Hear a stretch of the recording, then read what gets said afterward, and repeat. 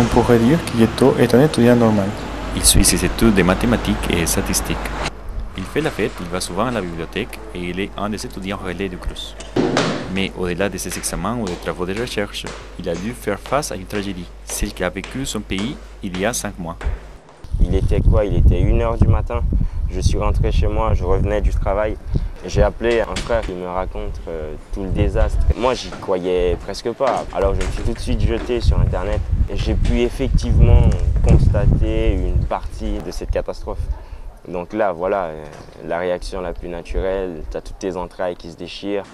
Gieto sait que la reconstruction de son pays avance lentement. D'après lui, il est fondamental de soutenir et de renforcer l'aide pour Haïti. Ça bouge pas assez parce qu'il y a encore du déblayage à faire, donc il n'y a pas vraiment de reconstruction, je dirais.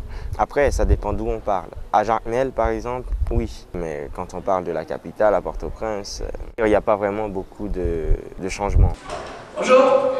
Le week-end, Gieto rencontre ses amis haïtiens. Ils font partie d'Hibiscus, une association franco-haïtienne. Elle existe depuis 30 ans. Les Haïtiens ont ainsi pu organiser plusieurs activités pour ramasser de l'argent et envoyer du matériel de première nécessité. Là, on a Gieto, Wilkins, super. Et là, on a Claire. On vient tout juste, par exemple, d'organiser une exposition sur Haïti avec animation musicale.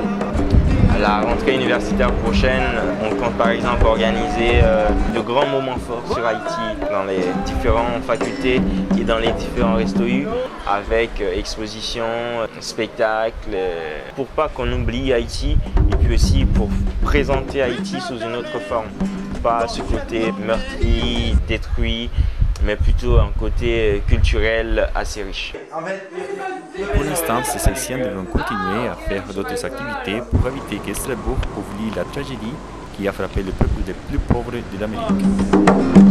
Je parle, tu parles, il parle, nous parlons, vous parlez, il parle.